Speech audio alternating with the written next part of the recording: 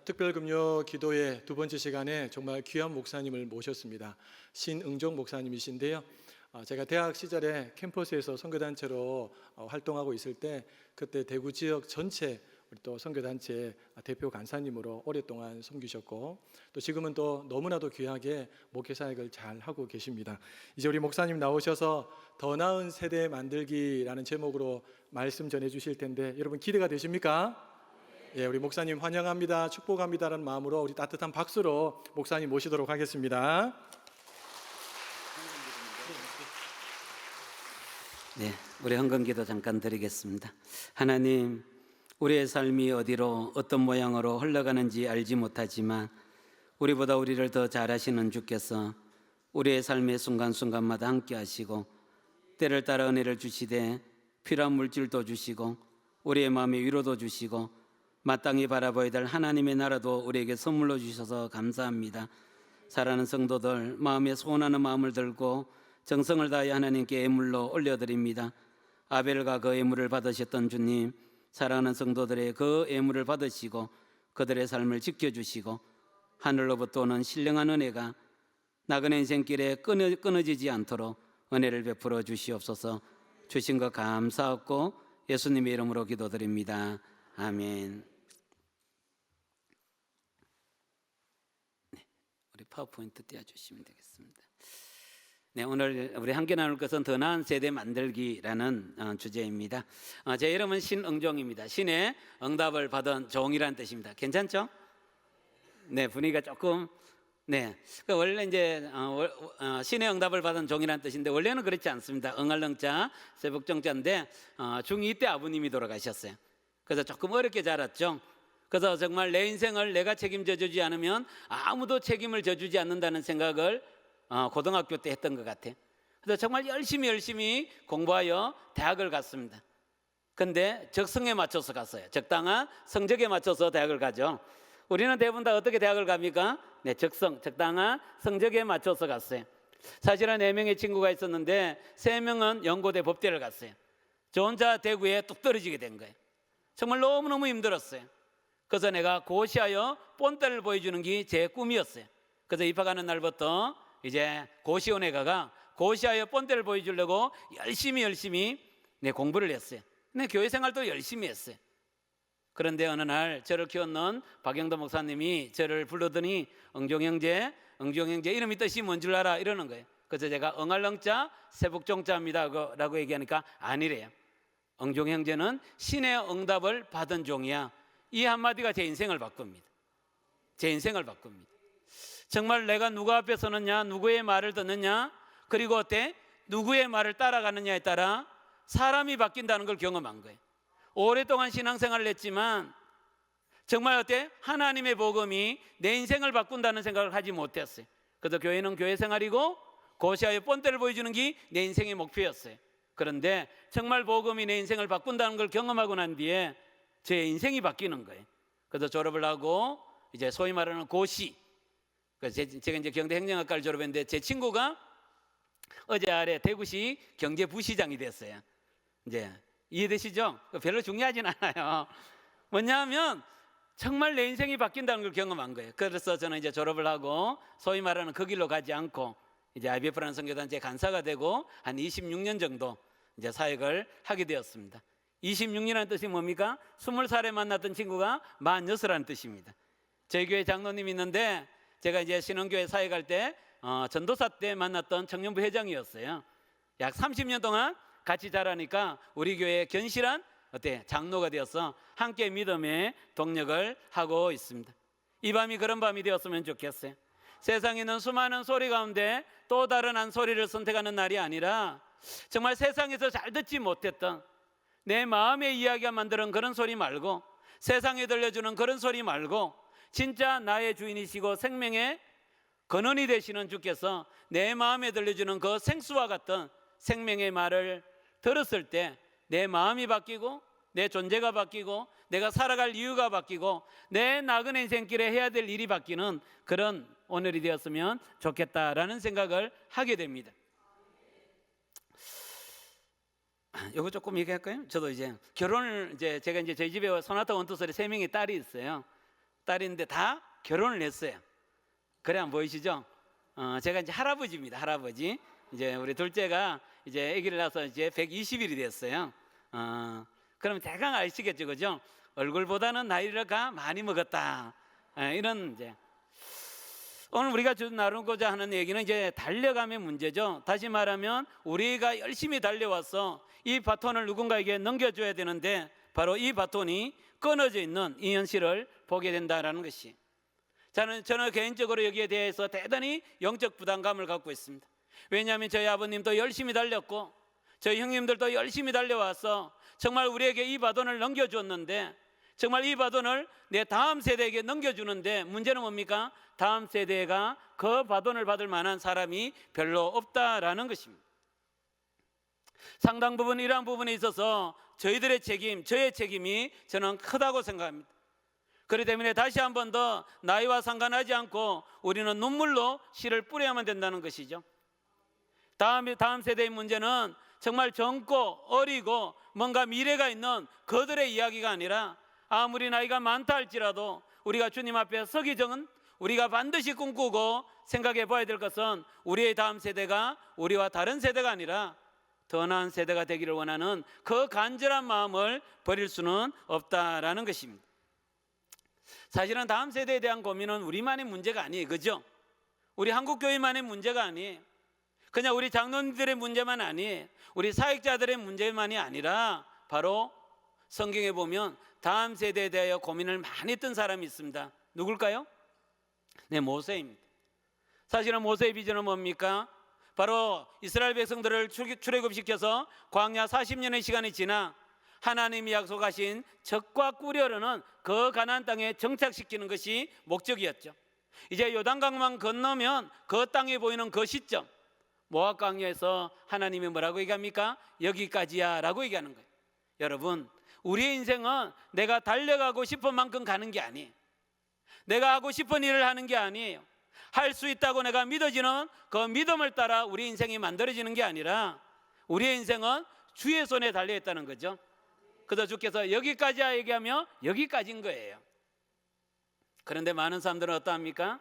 내 인생이 내가 가진 것과 내가 할 수 있는 것과 내 생각과 내 노력에 그 경계선이 있다고 생각하지만 우리의 인생은 절대로 그렇지 않다라는 것이.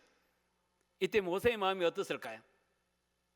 한평생 그의 마음에 가졌던 그 꿈이 바로 이스라엘 백성들을 하나님의 약속의 땅에 정착시키는 것이 꿈이었고 그들과 더불어 영원히 사는 것이 모세의 마음의 한결같은 소망이었거든요. 그런데 하나님이 여기까지야 라고 얘기하는 것이, 여러분, 하나님이 노라고 얘기하면 내 생각과 다르지만 하나님의 더 놀라운 계획이 있다는 거죠. 그래서 하나님, 이제 모세가 물었겠죠. 하나님 왜 여기까지입니까? 라고 얘기하니까 하나님이 너를 향한 나의 계획은 다르다는 것입니다. 다름이 뭘까요? 다름이 뭘까요? 요단강을 건너지 않고 해야 될 일이 있다는 것이에요.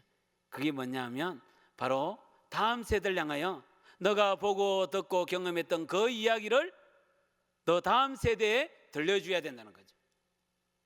애굽에 이제 그 고통이 어떠한지를 경험했던 사람, 홍해를 건넜던 그 경험, 광야를 건너면서 만나와 메추라기를 먹었던 그 모든 것들을 다 아는 사람은 누구입니까? 모세밖에 없는 거예요.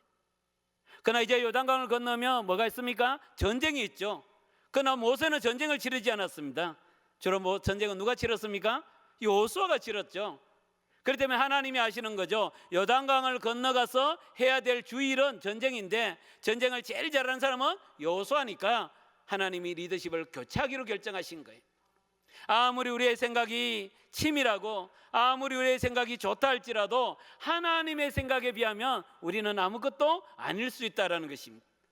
혹시 하나님이 내 인생을 막고 있다고 느끼십니까?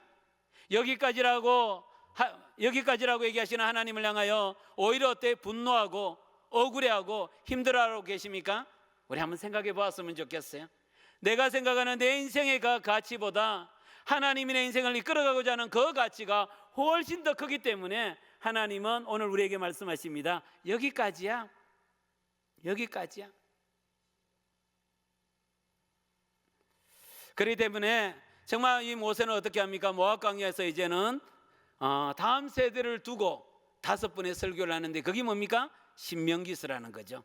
그 신명기의 핵심이 뭐냐면 오늘 읽었던 이 말씀입니다. 모세야, 정말 너가 다음 세대를 생각한다면, 이스라엘의 지도자들이여 다음 세대를 생각한다면 너가 해야 될 첫 번째 일은 다음 세대가 아니라 바로 나 자신이라는 거예요. 다음 세대가 어떻게 되면 좋을까? 다음 세대가 정말 견고하게 하나님의 나라를 이끌어갈 수 있을까? 이런 생각하지 말고 너 자신을 보라는 것이, 너 마음에 일어나는 그 이야기를 살펴보라는 것이, 너 가슴을 뜨겁게 하고 너가 살아가야 될 목적이 뭔지를 분명하게 만드는 그 일, 어떤 일입니까? 보고 듣고 경험하여 너의 마음을 뜨겁게 만드는 그 일을 다시 생각하라 라고 말씀하고 있는 것입니다.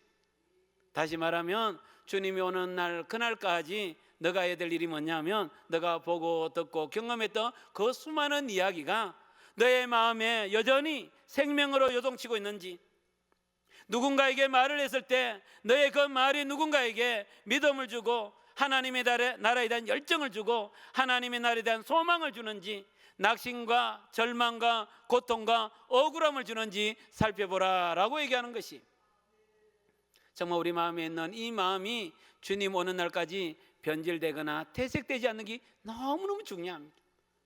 저도 목회를 해보니까 정말 저에게 제일 중요한 것은 우리 성도가 아니더라고요. 바로 내가 정말 하나님 앞에 서는 날까지 내 마음에 있는 그 복음에 대한 열정, 사람에 대한 긍휼함, 고통 가운데 있는 자들 향한 자비로운 마음, 이 세상의 악에 대한 분노, 그리고 하나님의 나라에 대한 갈망, 이 마음이 식어져 있다면, 굳어져 버려 있다면, 내 말이 아무리 성경의 얘기를 한다 할지라도, 어쩌면 교회의 아름다운 언어를 쓴다 할지라도 내 옆에 있는 친구에게 아무런 유익을 줄 수가 없다라는 것이, 우리 교회 한 자매가 있습니다. 그 자매는 1년 반 동안 지금 교회를 나오지 못합니다. 자가 면역증 그 결핍 때문에 막 피부가 다 일어나고 막 진물이 나고 욥의 고통과 같은 그 고통을 겪고 있어요. 그런데 그 친구가, 저희들은 이제 카톡을 다 쓰니까 카톡에 정말 한 번씩 글을 올리면 우리 온 성도들이 숙연해집니다. 그는 교회 오지 않습니다. 못 옵니다. 만날 사람도 없고 만나지도 못합니다. 그의 몰골이 너무너무 초라하지만 그가 하나님 앞에 욥의 심정으로 하나님께 그 마음을 드리는 얘기를 올려드릴 때마다 우리 온 성도들에게는 하나님이 주시는 하늘로부터 내려오는 믿음의 선물을 주고 있다라는 것입니다. 사랑하는 장로님, 저는 아버님이 장로님이에요. 저희 형님들이 다 장로님이세요. 그 장로님들 보면 대단히 남다른 애정이 생기고요. 그 있잖아요, 고통이 얼마나 큰지 압니다. 열심히 하지만 욕먹는 게 장로의 위치 아닙니까? 그죠? 열심히 다 하고 난 뒤에 어떻습니까?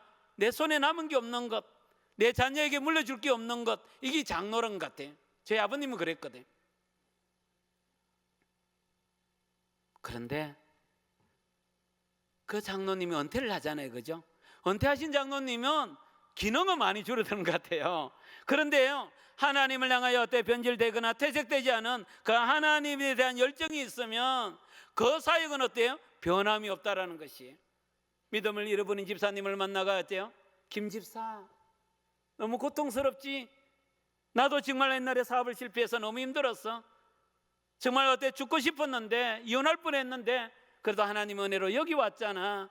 그런데 그때 하나님이 내 인격도 다듬으시고 하늘나라 소망도 주시고 내가 지금 갖고 있는 많은 것들이 헛것이라는 것도 보여주시고, 정말 이제 주님만 바라보도록, 그래서 내가 내 인생의 후반전이 훨씬 더 좋았던 거 보지 않았어?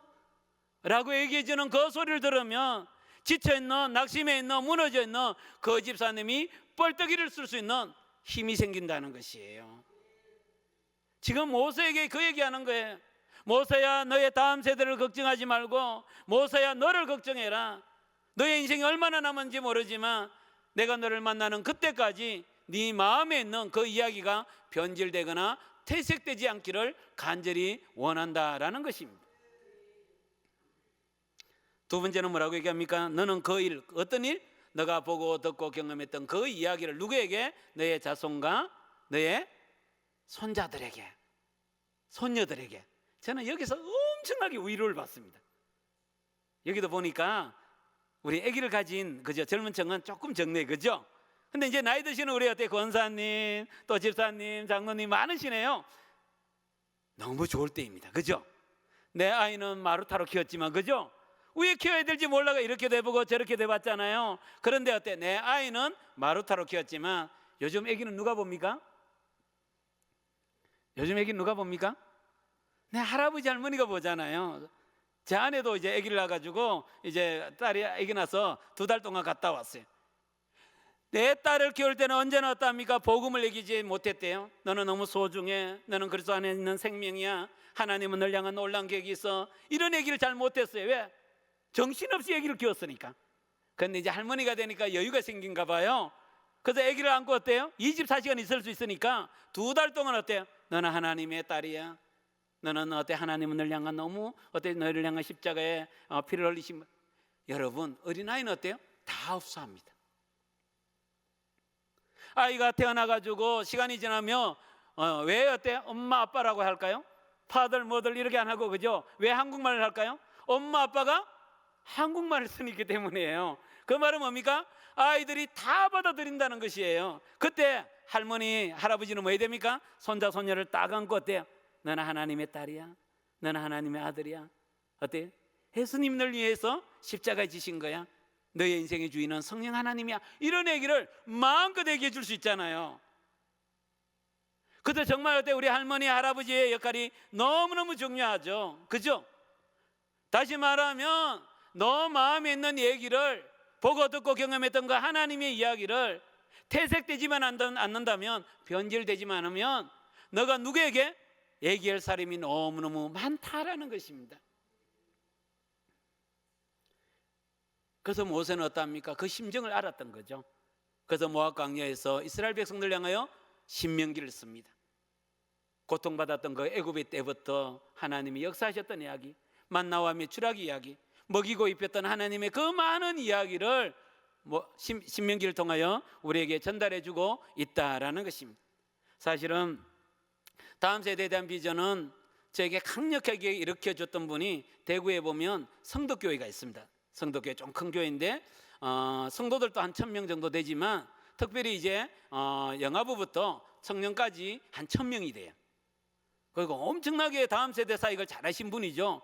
그런데 이 윤희진 목사님이 한 번씩 저를 불러서 이런 말씀을 하셨어요. 신 목사님, 다음 세대가 우리와 다른 세대가 아니라 더 나은 세대가 될 수 있습니까? 더 나은 세대가 될 수 있습니까? 우리 교회가 이렇게 1000명이나 있잖아요. 다음 세대가 있지만 정말 이 청년들이, 이 주일학교 아이들이 정말 어때? 이 한국교회를 걷더니 짊어지고 갈 수 있을까요? 오랫동안 목회했던 그 목사님의 마음에 그런 의심이 들었던 것 같아요. 그래서 목사님은 항상 이제 주일 본예배를 할 때마다 이 구호를 외치게 했어요. 주님, 다음 세대는 우리와 다른 세대가 아니라 더 나은 세대가 되게 하여 주시옵소서. 얼마나 아름다운 소망의 말이 아니겠어요?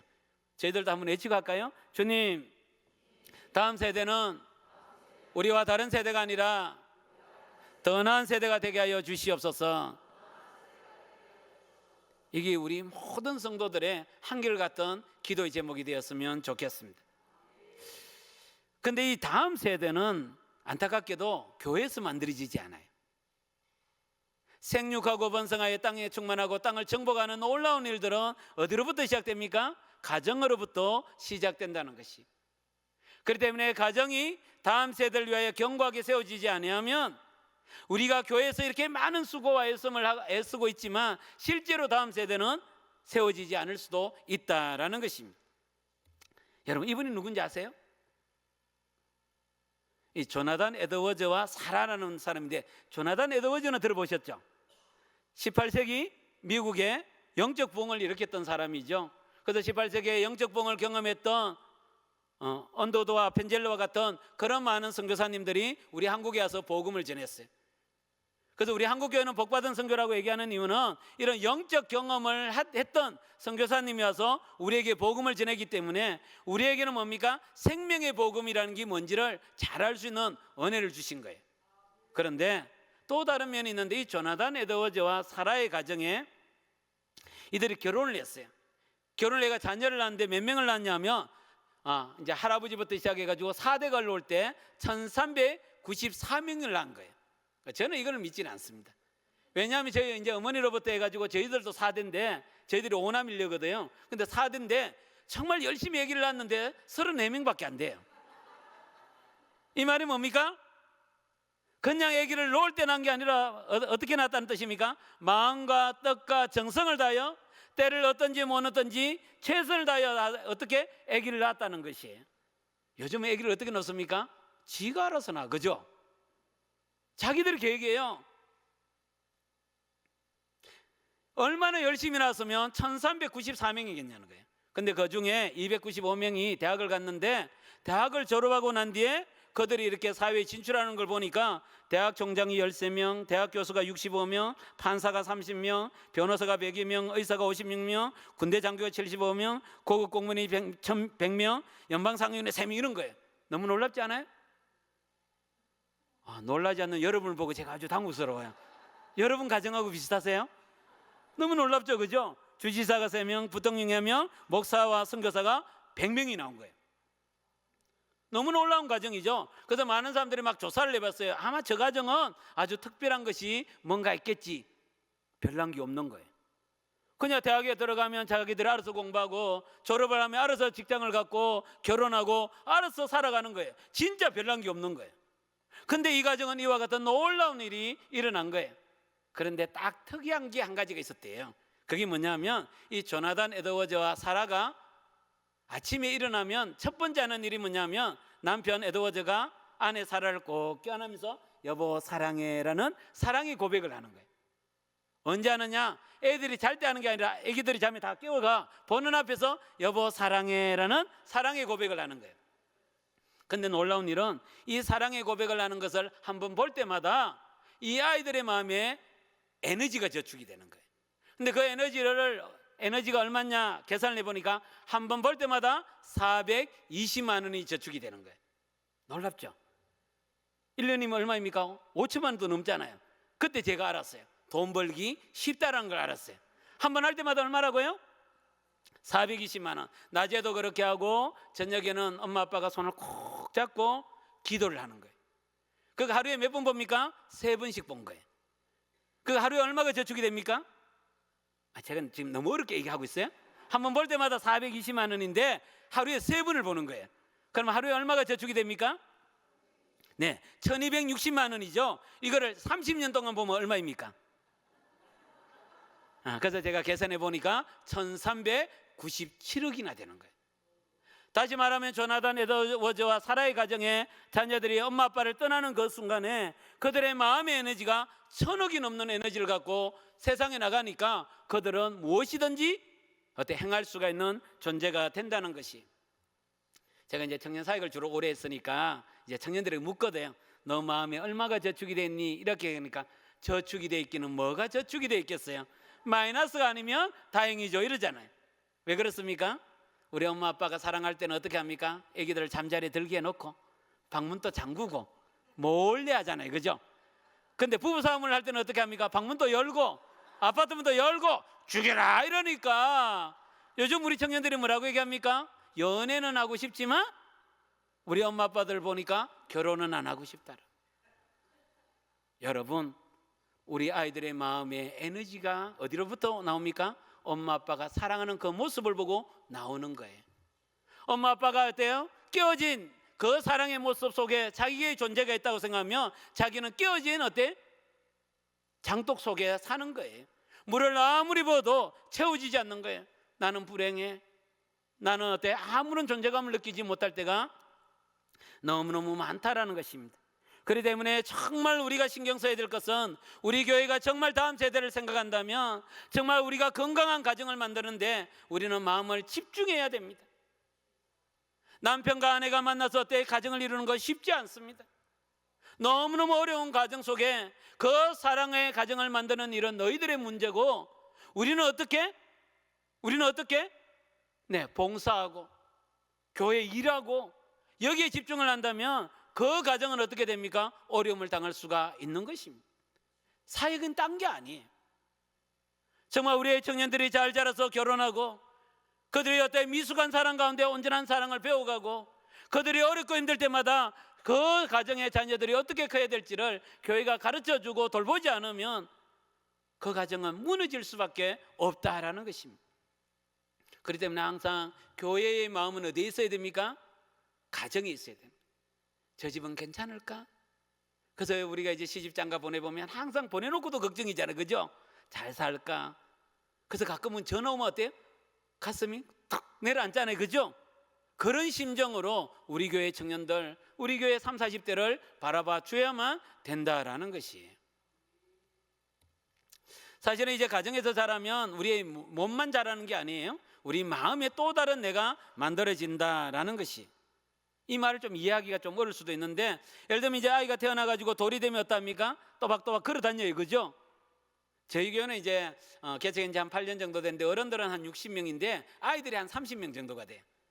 1년에 한 4명씩 태어납니다. 올해도 또 태어나고 막 이렇게 태어나는데, 이제 제가 하는 주 일은 돌잔치 가는 겁니다. 돌잔치. 그럼 돌잔치 가면 이제 선물을 하나 마련하고 이제 이렇게 카드에 이렇게 씁니다. 사랑하는 누구와 누구야, 너희들의 1년 동안 흘렸던 그 눈물의 결과가 이렇게 아이가 많이 컸네. 그런데 아이가 걸어 다니는 것만 보지 말고 그 안에 또 다른 아이가 자라가고 있다는 걸 꼭 기억해 라고 얘기합니다. 무슨 말이냐면 바로 우리 아이들이 이 육체만 자라는 게 아니고 내 안에 있는 또 다른 내가 만들어진다는 것이에요. 그걸 보고 과거 내자라 그래요. 과거에 형성되어 있는 또 다른 나라는 뜻입니다. 저는 이제 청년사역을 좀 오래 하다 보니까 만들어진 아이를 보잖아요, 그죠? 이 가정에서 만들어진 아이를 보잖아요. 예를 들면 이런 겁니다. 한 자매가 있었어요. 그래서 키도 조금 크고 좀 예쁘고 이런 게 있잖아요. 또 사대를 다니고. 그래서 이 자매가 이렇게 지나가면 우리 형제들이 이렇게 고개를 이렇게 다시 돌리는 거, 이거 그건 어찌할 수 없잖아요, 그죠? 빨리 돌아오면 되지만 이렇게 돌리는 이런 자매였어요. 그래서 많은 형제들이 좋아했던 자매였어요. 그런데 어느 날 이 자매가 저희가 와서 이런 얘기했어요. 간사님, 그날이 되면 자꾸 죽고 싶은 충동을 느낀다는 거예요. 그날이 어떤 날입니까? 네, 우리 남자들에게는 없는, 자매들만 있는 그 생리하는 날 있잖아요. 그 생리하면 어때? 몸도 아프고 마음도 찌뿌둥하고 힘든 거는 사실이에요. 저는 그걸 너무너무 잘 압니다. 왜냐하면 우리 딸이 셋이잖아요, 그죠? 또 아내가 있잖아요. 근데 같은 날 하면 괜찮은데 꼭 다른 날 내요. 그러니까 한 달 내내 약간 그런 분위기에 살아요, 저는. 근데 몸도 아프고 마음도 아픈 거는 그렇지만 죽고 싶은 만큼 충동을 느끼지는 않거든요. 근데 이 자매는 실제로 그런 충동을 느껴서 태종도에 가서 2번이나 자살을 시도했던 거예요. 그래서 제 마음이 이런 마음이 들었어요. 아, 혹시 깨어진 가정에서 자랐나? 근데 알고 보니까 아니었어요. 아버지도 교사고 엄마도 교사고, 물어보니까 엄마 아빠가 사랑해서 결혼을 한 거예요. 아무런 이렇게 일어날 이유가 없는 거예요. 그래서 제가 어느 날 그 자매에게 그 얘기했어요. 혹시 너 출생의 비밀을 아느냐? 나중에 한 사실은 엄마가 교회를 다닐 때 좋아했던 오빠가 있었던 거예요. 근데 여름에 집에 있는데 다른 오빠가 놀러 왔다가 둘이가 같이 있다가 넘지 못할 선을 넘게 된 거예요. 그리고 임신을 하게 된 거예요. 여러분, 결혼하고 나면 어떤 일이 일어납니까? 신혼이 일어나잖아요, 그죠? 신나게 혼나는 시간이 일어나잖아요. 그 신나게 혼날 때마다 해석을 하는 거예요. 내가 좋아했던 그 오빠와 결혼했더라면, 내가 좋아했던 그 오빠와 결혼했더라면 얼마나 좋을까? 그런데 엄마는 말은 안 한 거예요. 그게 이 자매가 모르죠. 그러나 어때? 말은 하지 않았지만 온몸으로 말을 한 거예요. 그 이 자매는 어떤 존재입니까? 태어나는 그 순간부터 누군가에게 아픔과 상처를 준 별로 중요하지 않은 존재가 되었다라는 것이. 이런 것처럼 우리가 어떤 가정에 태어나는 순간에 엄청나게 가치 있고 정말 소중한 존재로 태어나는 존재가 있는가 하면 별로 중요하지 않은 존재로 태어날 수가 있다라는 것이. 한 형제가 있었어요. 그 형제는 복학생이에요. 여러분, 청년사역에 가장 중요한 게 뭔지 아세요? 복학생 관리예요. 왜냐하면 괜찮은 오빠 한 명 잘 관리하면 여러 자매 살 수 있다는 믿음이 있기 때문에 이 청년사역의 핵심은 복학생입니다. 복학생이. 그래서 이 형제가 제대를 하고 한 3개월 정도 지켜보니까 너무 괜찮은 거예요. 그래서 제가 어느 날 리더 모임 때 왜 있잖아, 그 오빠 청년부에 리더로 세우면 어떨까? 리더로 세우면 어떨까 했는데 너무 조용한 거예요. 그래서 내가 조금 더 설명했어요. 왜 그 장로님의 아들, 권사님의 아들 있잖아, 왜 걔 이렇게 했는데 너무 조용한 거예요. 그래서 내가 왜 그러냐 그러니까 한 자매가 그때는 전도사 때 했어요. 전도사님, 사실은 그 오빠 있잖아요, 바람둥이 이러는 거예요. 제가 깜짝 놀랐어요. 근데 내가 왜 그러냐 그러니까 그 오빠는요, 어떤 자매를 좋아하면 어떤 미친 듯이 좋아하다가 발로 차고 또 다른 자매를 사귄다는 거예요. 바람둥이 아니에요. 바람둥이죠. 그래서 제가 이 형제를 불러가 왜 그렇게 바람둥이냐 이렇게 말할 수는 없잖아요. 근데 얘기를 하다 보니까 그 형제는 삼남매였어요. 근데 문제는 엄마가 첫째 형을 너무 좋아하는 거예요. 그 첫째 형은 대전에 있는 카이스트를 다녔던 거예요. 너무 자랑스러운 이제 그 아들이죠. 그러니까 엄마가 오면 너무 좋아하는 거예요. 둘째는 누나인데 경대 국문학과를 나와서 안동에서 강의를 하고 있었어요. 그리고 셋째 자기는 경대 행정학과를 다녔는데, 여러분 경대 행정학과도 괜찮죠, 그죠? 제가 나온 곳인데 괜찮아요. 근데 별로 중요하다고 생각 안 하는 거예요. 문제는 엄마가 어때 형을 너무너무 좋아하는 거예요. 그래서 어때 와서 형이 되고 오면 엄마와 너무너무 가까이 있으면 자기는 아무 존재감을 느끼지 못하는 거예요. 그랬다가 이제는 형이 대전에 가면 멀어져 있는 엄마를 당겨오기 위해서 최선의 수고를 하는 거예요. 그래서 이 형제에게는 사랑이라는 것은 그냥 주어지는 게 아니라, 사랑은 어떤 거라고요? 노력해서 얻는 거라고 생각하는 거예요. 딱 제대 보니까 누가 있습니까? 자기 마음에 속 드는 자매가 있잖아요. 보통 형제들은 자기가 마음에 드는 자매를 얻기 위해서 어떻게 합니까? 자기 에너지의 120%를 투자하잖아요. 그러다가 이제 내 여자가 됐다 생각하면 100으로 돌아오거든요. 그래서 결혼하고 나면 다 100으로 돌아오잖아요. 그럼 이제 우리 이제 여성 동지들께서 얘기하잖아요. 오빠 바뀌었다고, 당신 바뀌었다고. 아니, 돌아온 거예요. 120% 살면 죽어요. 무슨 말인지 알겠죠? 사랑이라고 얘기할 때 어떤 사람은 사랑은 당연히 내가 받을 만한 것 꿀꺽 삼키는 사람이 있는가 하면, 사랑은 give and take, 주고받는 거라고 생각하는 사람이 있을 수가 있다라는 것입니다. 제가 대구에서 여러 가지 사역 중에 커플 학교를 합니다. 결혼하기 전에 커플들을 7주 동안 훈련시키는 그런 일을 합니다. 커플 학교를 하고 나면 많은 사람들이 결혼하기로 결정합니다. 왜냐하면 그 커플 학교를 통해 엄청나게 바뀌는 게 아니라 별난 남자, 별난 여자 없다는 믿음을 줘요. 왜냐하면 모두가 다 마물보다 부패했잖아요, 그죠? 똑같아. 한 형제가 이제 결혼을 하게 됐는데 청첩장을 보내고 이랬어요. 근데 한 3주 정도 남겨뒀는데 전화가 왔어요. 간사님, 결혼이 이렇게 어려운 줄 몰랐어요, 이러는 거예요. 그래서 제가 조금 설명했어요. 원래 연애는 둘이 가는데 결혼은 집안에 하기 때문에 조금 힘들어. 뭐가 힘들어? 그러니까 자매집에서 집을 이제 이렇게 준비해서 오라는 거예요. 그래서 제가 좀 그때는 한 10몇 년 전이니까 얘기했어요. 보통 이제 남자들이 이렇게 집을 좀 준비하면 여자들이 혼수를 갖고 오고 그렇게 사는 거야. 요즘은 안 그래요. 요즘은 옛날에 그랬다는 거예요. 그러니까 이 친구가 그게 아니고요, 자매집에서 집을 사가지고 오라고 얘기한다는 거예요. 그래서 이 형제는 정말 농공에서 일하면서 한 5천만 원 모으고, 아버님이 이제 청송에서 과수를 냈는데 한 3천만 원 보태준 거예요. 그래서 한 8천만 원 정도 모은 거예요. 대단하죠? 그런데 7곡에 어때요? 33평짜리 1억 3천 정도 되는 집을 사가지고 오라는 거예요. 요즘 말하면 한 2억 정도가 되겠죠. 그래서 돈도 없지만 이 자매가 내 편인 줄 알았는데 누구 편이 됐어요? 엄마 편이 돼가지고 나를 괴롭히는데 미칠 것 같다는 거예요. 그래서 그 다음날 이 자매를 만났어요. 자매, 우리가 커플 학교 때 홈을 위하여 하우스가 필요하다 이런 것도 가르치거든요. 우리 가정을 위하여 집이 필요한 거예요. 근데 요즘 어떻게 합니까? 집을 마련해 놓고 맞벌이 하면서 죽을 것 같아요, 그죠? 이런 것도 가르쳐야 되는 거예요. 그래서 우리가 홈을 위하여 하우스가 필요하다는 거 배웠잖아. 꼭 집을 사야 되냐 그러니까 꼭 사야 되겠다는 거예요. 깜짝 놀랐어요. 얘기를 하다 보니까 엄마가 아빠가 살다가 이혼을 하게 된 거예요. 그리고 이혼 지참금으로 아파트를 받은 거예요.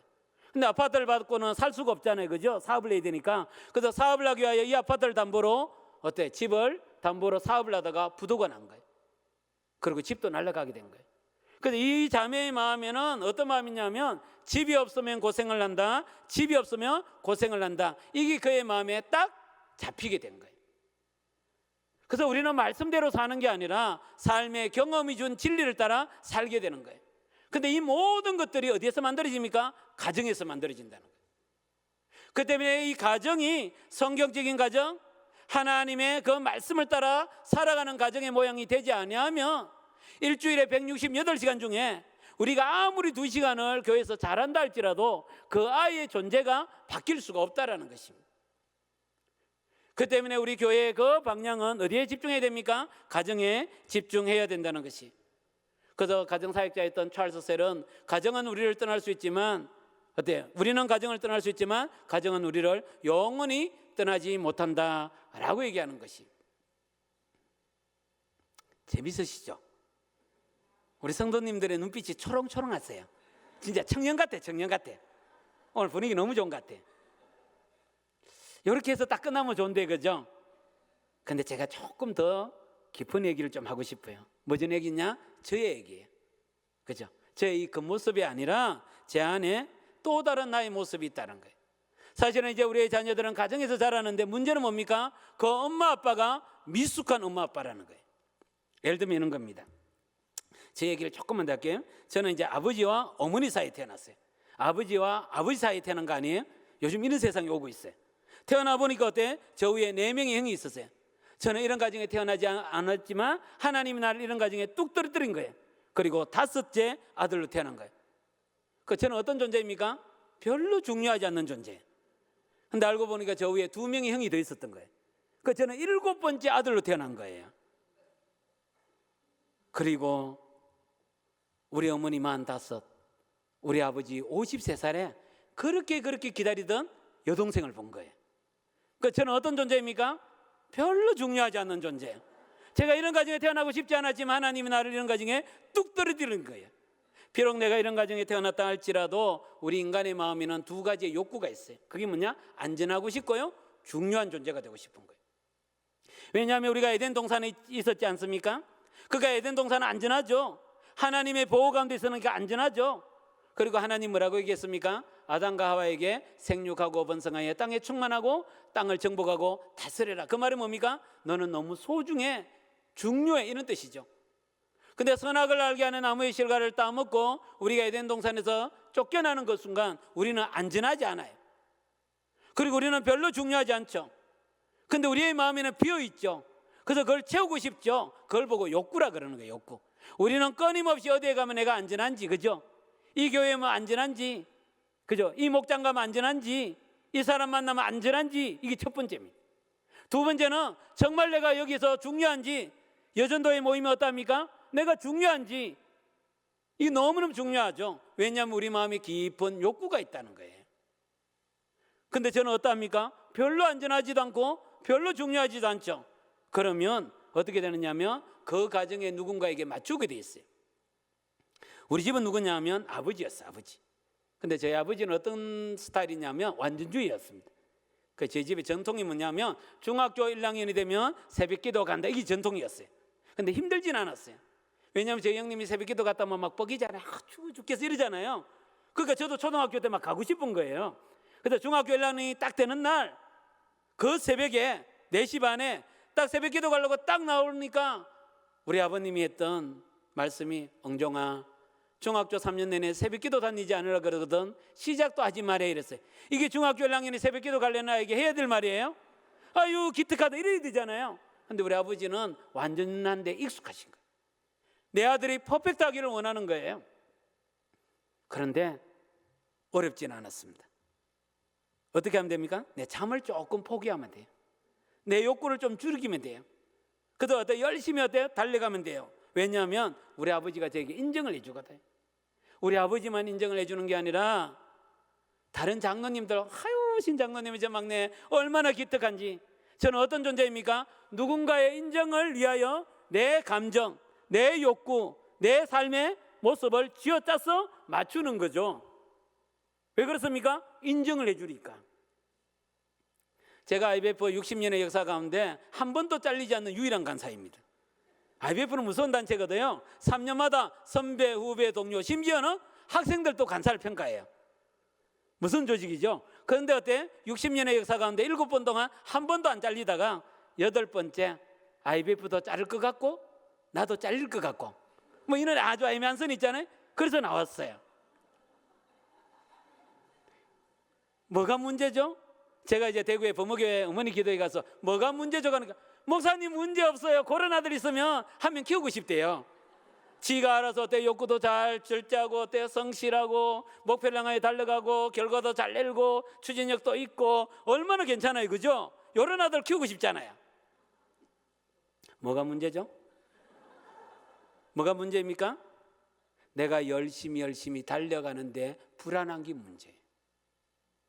누군가가 나에게 인정을 해주는데 내 마음이 어떠합니까? 그 인정이 떠나갈까 봐 불안한 게 문제죠. 왜 그렇습니까? 내 마음 중심에 누가 없기 때문에 하나님이 없는, 이걸 보고 기독교에서 죄인이라고 얘기하는 거예요. 우리가 죄를 짓기 때문에 죄인이 아니라 우리는 어떤 존재입니까? 이미 우리는 죄성을 갖고 있는데 부모의 양육 태도에 따라 어떠합니까? 죄인의 모양이 다른 거예요. 사실은 제가 이제 우리 이제 세 딸을 키우는데 이러면 안 되지만, 왜 마음이 드는 딸이 있잖아요. 이러면 안 되지만, 왜냐하면 이제 예를 들면 어릴 때 옷을 사러 가면 첫째는 옷을 딱 잡습니다. 왜? 자기는 살만한 존재라고 생각하니까. 막내는 어때? 못 모르고 잡아요. 그러면 둘째는 어떻게 하냐면 고개를 싹 돌리면서, 아빠 나 옷 안 사도 돼, 언니가 물려준 것도 있고 괜찮아. 얼마나 기특합니까? 껴안아주고 싶죠. 왜 그렇습니까? 내 마음에 삶의 경험이 준 진리가 있잖아요. 욕구는 죽이는 것이 아름답다는 거죠. 여러분, 욕구는 죽이는 게 아름답나요? 아니에요. 욕구는 채우는 게 아름다운 거예요. 그러나 욕망은 잘라줘야 되죠. 그래서 하나님이 어때 만나를 주실 때 어떻게 합니까? 하루치는 주고 이틀치는 썩게 되는 그 원리예요. 그죠? 청년사역을 하다 보면 이런 일이 있습니다. 저녁이 되면 꼭 뭘 먹잖아요. 그죠? 근데 우리나라 문화에는 마지막 한 끼는 절대로 먹으면 안 되는 독특한 문화가 있어요. 그죠? 근데 꼭 먹는 자매가 있었어요. 제 마음에 어떤 마음이 들었냐면, 저렇게 욕망스러운 여자 리더 모임에서 잘라버릴 거, 이런 거예요. 아니, 먹을 수가 있잖아요. 왜 그렇습니까? 내가 만든 창이 있잖아요. 내가 만든 창을 갖고 너를 보는 거예요. 그래서 우리는 어떠합니까? 성실한 게 괜찮다고 생각하지만 성실의 죄를 짓죠. 그죠? 내가 열심히 살기 때문에 다른 사람에게 뭘 줍니까? 열등감을 주는 거예요. 내가 열심히 살기 때문에 다른 사람을 향하여 뭐라 그럽니까? 게으르다고 얘기하잖아요. 그죠? 내가 열심히 살기 때문에 뭡니까? 내 안에 뭐가 채워집니까? 교만이 채워지죠. 다른 사람을 향하여 무시하죠. 그게 바로 뭡니까? 내 죄인이라는 뜻이에요.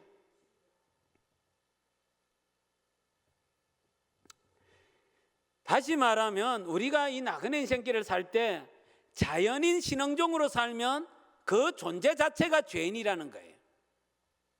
그 때문에 우리는 예수 그리스도 안에 응종이가 되지 않으면 어떻게 됩니까? 우리는 끊임없이 자기의 방식대로 죄를 짓다가 신앙생활을 할 수밖에 없다라는 것이에요. 그 내용이 베드로가 말한 거예요. 베드로전서 3장에 보면, 너희 단장은 머리를 꾸미고 금을 차고 아름다운 옷을 입는 외모를 하지 말고 오직 마음에 숨은 사람을 온유하고 안전한 심령에 섞지 않을 것을 알아. 이는 하나님 앞에 값지다는 것이에요. 요즘 우리 청년들이 좋아하는 남성상이 있어요. 우리 자매들이 좋아하는 남성상은 어떤 사람인지 아세요? 돈키호테를 좋아한대요. 돈 많고 키 크고 호탕하고 테크닉이 좋은 사람, 이런 사람을 좋아한대요. 우리 남자들이 어때? 좋아하는 신부상이 있어요. 어떤 상? 마도나와 같죠. 마르고 돈 많고 나긋나긋한 사람을 좋아한대요. 조금 이해는 되시죠? 제가 청년사역을 오래 하다 보니까 이런 말. 그래서 제가 이제 성덕교에서 설교 시간에 이렇게 얘기했거든요. 하니까 한 자매가 오더니, 목사님 제발 설교 시간에 그런 상스러운 얘기 좀 하지 말라고 이러는 거예요. 그래서 내가 그럼 너는 어떤 남자를 좋아하냐? 그러니까 자기는 돈키호테를 안 좋아한대요.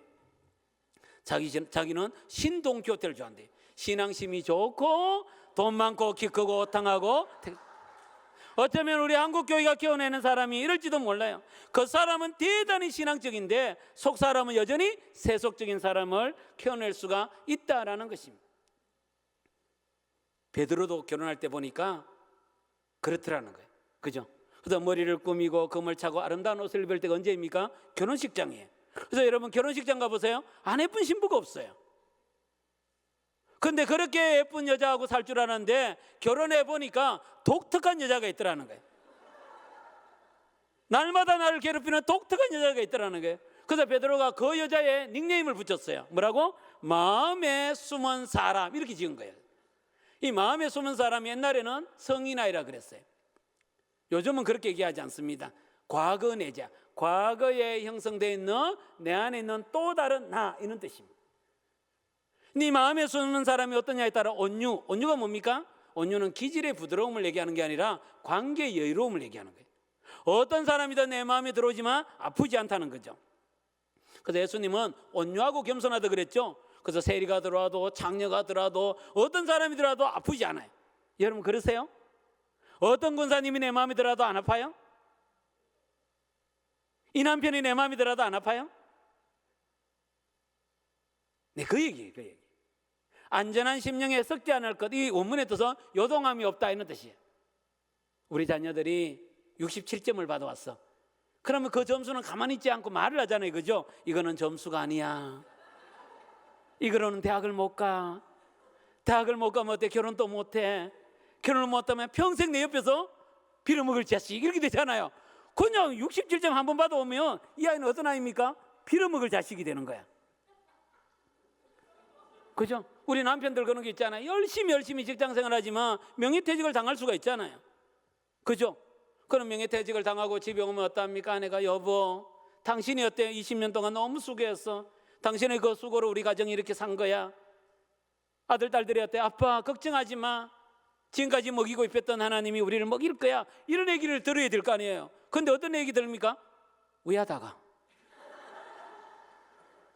의하다가 왜 그렇습니까? 내 명예퇴직을 당했는데 그 명예퇴직이 가만히 있지 않고 말을 하잖아요. 그죠? 나는 낙오자야, 나는 실패자야. 그죠? 다시 말하면 명예퇴직이 말하는 게 아니라 그 명예퇴직이 내 마음에서 끊임없는 소리를 만들고 있다라는 것입니다. 그렇기 때문에 이 자연인으로 우리는 삶이 어떻습니까? 우리의 삶에 수많은 공고함이 있습니다. 마음에 드는 사람, 마음에 들지 않는 사람, 상황이 일어날 때마다 마음이 어때? 그게 아니라 어떻습니까? 나는 예수 그리스도 안에서 어떻습니까? 하나님의 자녀야. 하나님이 언제나 나의 보호자가 되시오. 그 정고로 내 안에 성령 하나님을 주셨어. 세상의 수많은 소리보다 내 마음에 있는 소리는 이는 내 사랑하는 아들이요 내 기뻐하는 자라는 소리가 들리잖아요.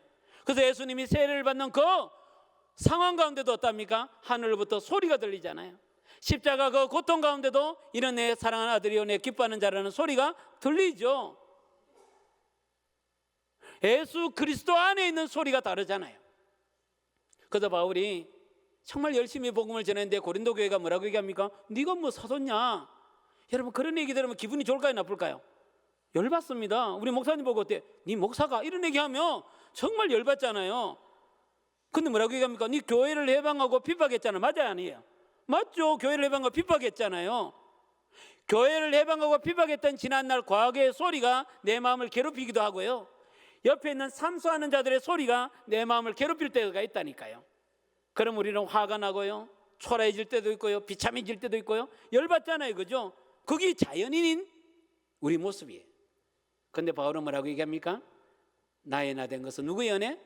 하나님의 은혜로 됐으니 내가 다른 사람보다 훨씬 더 많이 수고하지만 내가 뭐 한다고요? 자랑하지 않는다. 여기 성령의 열매예요. 이 앞에 있는 성실한 성령의 열매 아니에요. 이게는 기질이에요. 기질. 착한 동이 있죠? 착한 동이는 성령의 열매가 아니에요. 그거는 자기 기질대로 사는 거예요. 그죠? 그래서 우리 막내가 둘째가 옛날에 언니하고 싸울 때 막 싸우디 어때요? 언니가 잘못했잖아 이런 거예요. 왜 그래요? 자기는 어릴 때부터 착한 동이라고 불려졌거든요. 그러니까 어때요? 문제는 누구 때문에? 네 때문이야. 정죄의 죄를 짓는 거예요. 이 땅에 많은 그리스도인들이 수십 년 신앙생활을 하는데 그리스도 안에 있는 엉종이로 사는 게 아니에요. 그냥 엉종이로 사는 거예요. 그러니까 어떻게 됩니까? 마음에 드는 사람, 마음에 들지 않는 사람, 그 많은 갈등이 일어날 수밖에 없는 거죠. 그게 아니라 그죠? 엉종, 예수 그리스도 안에 있는 엉종이와 예수 그리스도 안에 있는 차연이, 우리 안에 이름이 차연이에요. 차연이가 살면 어떻게 됩니까? 거기 예수 그리스도 안에 있는 가정이 되는 거예요.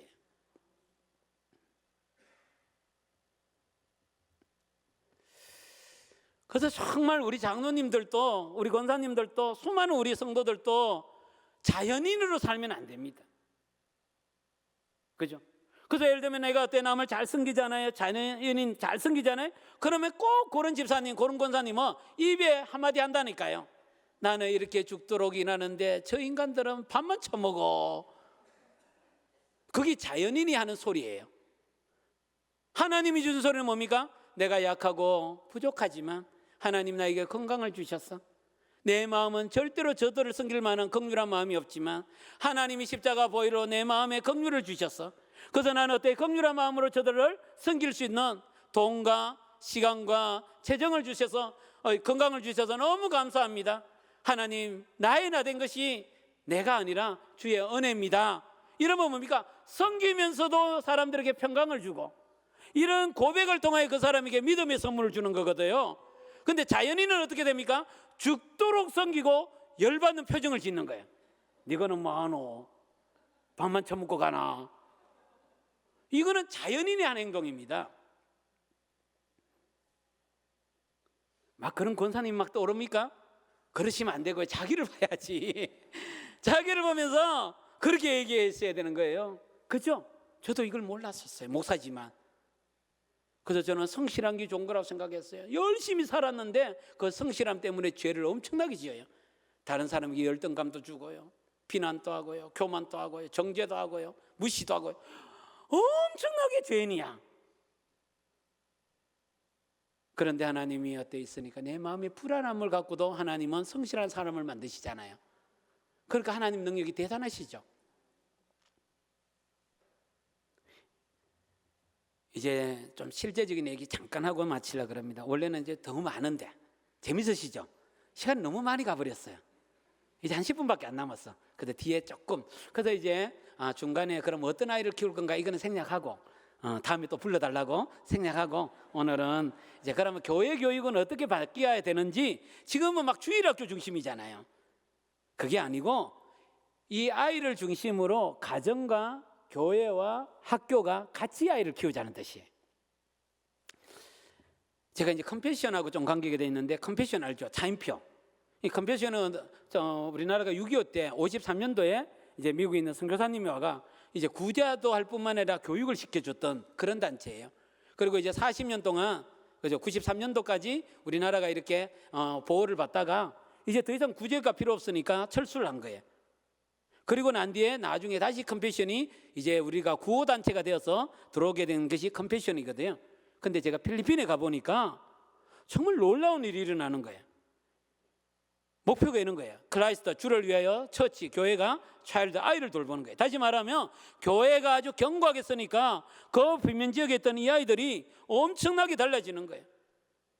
그래서 정말 비민 지역에 사는 아이들이 교회에서 훈련 받고 난 뒤에 변호사도 되고 그래서 그 아이들이 막 꿈을 프레젠테이션 하는데 파워포인트 20장을 갖고 꿈을 프레젠테이션 하는데 우리 한국에 있는 청년들이 부끄러웠어요.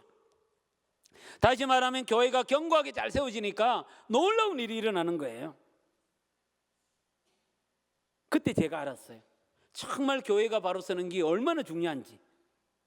그런데 지금 우리 주일학교 교육이 어떠냐면 이와 비슷한 거예요. 이게 수혜제 운항하고 있죠. 운하가 뭡니까? 원래는 이렇게 삥 돌아가야 되는데 운하가 생기니까 어떡합니까? 고기로 통과하니까 거리가 짧고 그리고 엄청난 무역이 어때요? 번성하게 되었어요. 근데 문제는 뭐냐면 이 운하가 100년이 지난 거예요. 이제 배도 커지고 그래서 이제는 어떠냐면 이 운하를 지날 수가 없는 거예요.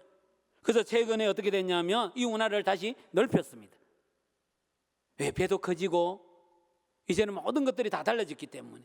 이런 것처럼 우리 한국교회도 이제는 어떻습니까? 100년의 역사가 된 거죠. 그런데 이제 여전히 우리의 문화는 뭡니까? 농경시대 문화에 맞는 형태로 되어 있어요. 교회가. 주일학교도 어떠냐면 원래는 이러지 않았어요. 원래는 이랬거든요. 우리나라에 처음 선교사가 왔을 때 주일학교가 뭐냐면 이렇게 되어 있습니다. 주일학교는 그 부모의 가르침을 보충하는 것이니 부모가 그 책임을 내려놓고 그 선생이 다 할 수가 없다. 무슨 뜻입니까? 원래 부모가 자녀를 키우는데 교회는 뭐합니까? 그 부모들이 잘할 수 있도록 도와주는 거예요. 이게 원래 주일학교였는데 이제는 어떻게 됩니까? 마치 어때? 이 아이를 교회에 맡겨놓고 신앙생활은 어디에? 교회에서. 공부는 어디에? 학교나 학원에서. 자기는 뭐해? 쇼핑하러 다녀요? 자기 뭐 하는 거예요? 그게 아니고 내 자녀는 내가 키우는데 교회의 도움도 조금 받고 학원의 도움도 조금 받고 그죠? 그 다음에 학교의 도움도 조금 받고 이런 개념으로 바뀌어야 된다는 것이에요. 근데 우리는 끊임없이 좋은 학원, 좋은 학교, 좋은 교회를 쫓아다니는데 그렇게 해서는 안 되고 자기 가정이 좋아야 된다는 거죠. 그래서 우리 대암교회는 뭐 훨씬 더 잘하는 것 알고 있거든요. 또 이제 우리 목사님하고도 또 얘기도 하고, 또 제가 이제 쇼핑, 이게 뭐 리서치를 다 했어요. 대암교회가 어느 교회냐 다 조사를 했어요. 하니까 엄청나게 좋은 교회더라고요. 그래서 제가 이런 얘기하기가 좀 부끄럽지만 저희 교회 조금 얘기할게요. 저희 교회는 3, 40대만 모입니다. 3, 40대. 그래서 어떻게 하느냐면 주일날 2시간 통합 예배 봅니다. 이렇게 이 테이블에 또 이제 엄마 아빠가 앉고 옆에 자녀들이 앉아서 모든 아이들은 다 예배를 대예배를 똑같이 드립니다. 근데 아이들이 2시간 동안 예배를 잘 드립니다. 잘 드립니다. 2시간 동안 예배를 드리고 밥을 이렇게 2시간 동안 먹어요. 왜냐하면 어른들은 15분 만에 밥 먹잖아요, 그죠? 그러니까 오후 예배를 몇 시에 드리는 게 좋습니까? 2시에 드리는 게 좋은 거예요. 그런데 3, 40대들은 아기를 먹여요. 밥 먹여보세요. 2시간이 어때요? 훅 갑니다. 그러니까 3, 40대들이 어때요? 예배 드리고 집에 가고 싶은 거예요. 그리고 지금 나오는 밥은 애들이 먹는 밥이 아니에요. 6.25 때 먹는 밥과 비슷해요. 짜고 맵고 이렇단 말이에요. 옛날에 우리 때는 다 먹었는데 이것들이 호강에 받쳐서 이런 게 아니고 지금 그래서 밥을 2시간 먹어요. 저희들은. 그리고 2시간 나눔을 해요. 근데 나눔이 잘 됩니다. 왜냐하면 아이들이 2돌만 되면 저끼리 놀러 가쁘잖아요. 그러니까 너무너무 저희들은 기본적으로 주일날 6시간 동안 있다가 저녁도 해 먹고 저녁에 애들 샤워시켜가지고 8시에 카시트에 딱 태워가 가는 게 우리 교회 문화예요. 그럼 9시만 되면 어떡합니까? 주일날이 끝나. 그러니까 교회 오는 게 훨씬 더 좋아. 이런 교회입니다. 3, 40대가 오고 싶을까요? 안 오고 싶을까요? 매주 메뉴 밥이 달라요. 여러분 표정이 약간 이상해진 것 같아요. 너가 교회 자랑 고마하고 말씀 빨리 마치라는 표정인데 이게 지금 3, 40대들이 생각하는 교회라는 거예요.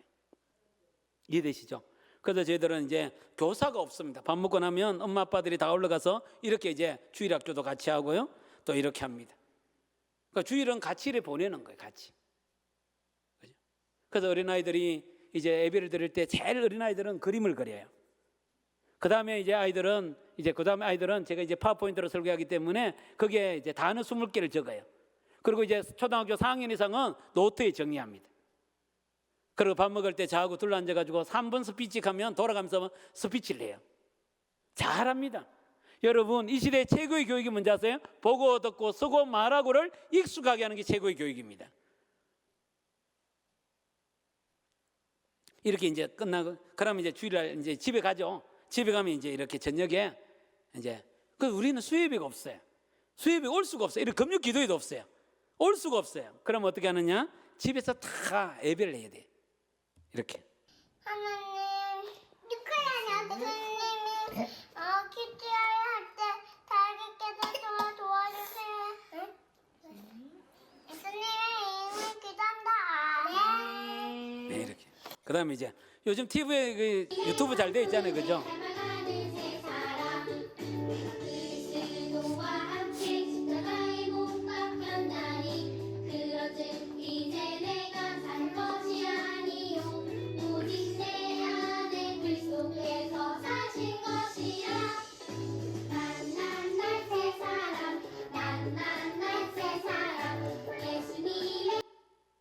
그죠? 그리고 이제 마지막 기도합니다. 하나님, 제가 하나님이 어떤 분인지 어떤 분인지 매일매일 매일매일 가르쳐주세요. 배우도록 도와주세요. 도와주세요. 예수님의 기도합니다. 아멘. 아멘. 네. 그러니까 주일날 수요일 예배 한번 오는 것보다 매일 가정 예배 드리는 게 쉬울까요, 어려울까요? 어렵습니다.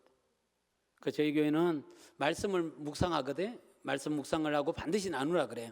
그래서 말씀을 묵상하면 아내와 나누고 자녀와 나누고 소그룹에서 나누고 믿지 않는 자와 나누는 거예요. 여러분 사역이 뭔지 아세요? 사역은 성경에 보면 말씀이 흥황하여지는 거예요. 사도행전에 보면 말씀이 점점 더 흥황하여지죠. 그래서 내가 말씀을 묵상했는데 아내와 나누고 자녀와 나누고 소그룹에서 나누고 믿지 않는 자와 나누니까 어떻게 됩니까? 말씀이 점점 더 흥황하여지는 거예요. 여러분 우리 사역을 잘 오해하면 안 됩니다. 우리가 하는 일이 사역이 아니라 우리의 진짜 사역은 뭔지 아세요? 내가 경험했던 하나님의 이야기를 나누는 게 사역이라는 걸 잊으면 안 됩니다. 그죠?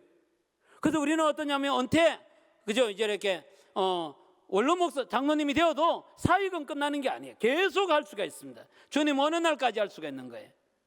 그러니까 한 친구가 이렇게 글을 보냈어요. 정말 어때 퇴근하고 난 뒤에 죽을 것 같고 힘들지만 이것이 어때 아빠로서 하나님의 아빠로서 하나님의 엄마로서 감당해야 되기 때문에 당연히 내가 해야 될 일이에요. 이 일을 하는데 교회가 도와줘야 되는 거예요. 그래서 저는 이제 오늘 우리 목사님하고 그런 얘기 좀 했어요. 우리 대한교회 같이 이렇게 좋은 교회가 없는 것 같아요. 모든 면에서. 그러면 계란의 흰자가 잘 돼 있거든요. 계란의 흰자가 잘 되는데 노란 자가 어떠냐를 봐야 되는 거예요.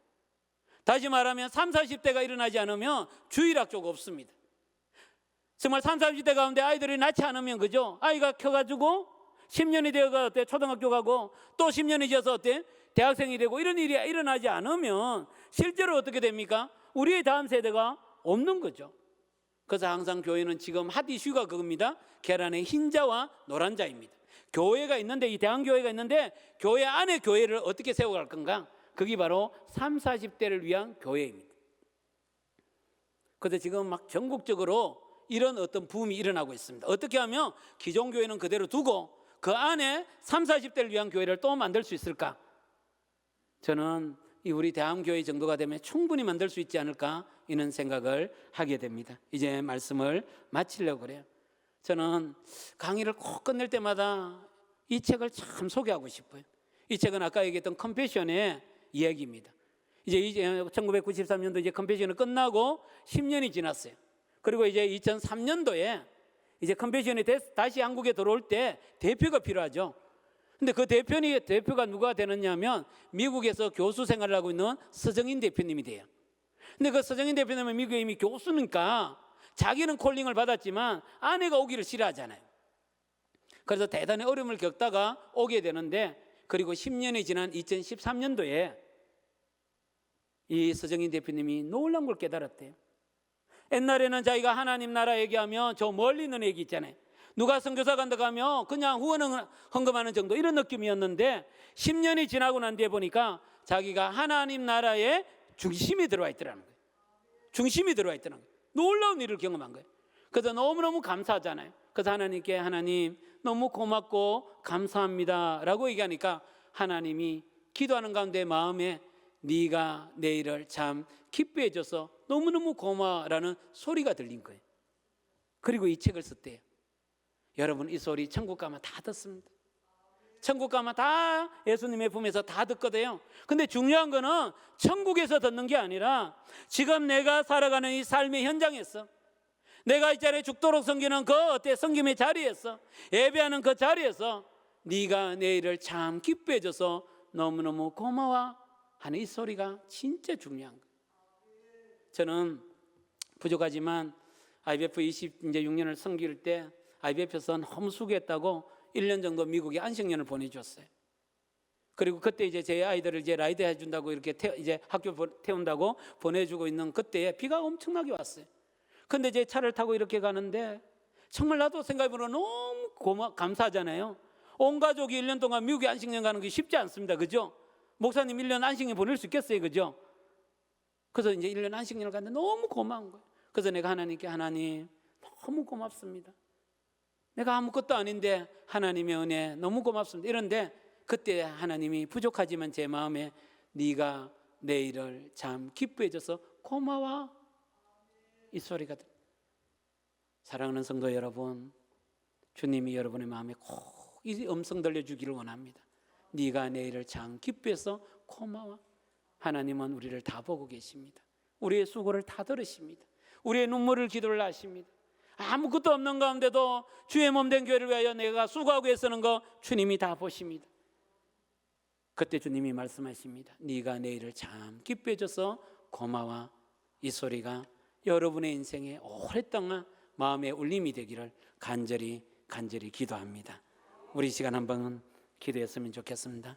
하나님, 지나보니까 정말 우리의 가정에도 부족하지만 우리의 자녀들을 주시고 또 어떤 자녀들은 출가도 했고 이제 손자 손녀도 있고 할아버지 할머니가 되고 그냥 내가 위치만 차지하는 존재가 아니라 하나님 아버지, 정말 주님이 내 이 나그네 인생길에 주님이 나에게 주셨던 그 보고 듣고 경험했던 그 이야기가 주님 앞에 이르는 그날까지 퇴색되거나 변질되지 않도록 우리 한번 기도했으면 좋겠습니다. 뿐만 아니라 주님, 정말 내가 주님 앞에 나갈 때마다 네가 내 일을 참 기뻐해 줬다고 말씀하시는 그 성령 하나님의 소리가 내 마음에 울림이 되어지는 은혜를 허락하여 달라고 우리 한 번 더 기도했으면 좋겠습니다. 같이 기도하겠습니다. 하나님 아버지, 주께서 우리를 불쌍히 여기시고 오늘도 우리에게 한없는 은혜로 우리에게 말씀하여 주시니 고맙고 또 감사합니다. 주의 은혜가 우리 가운데 있습니다.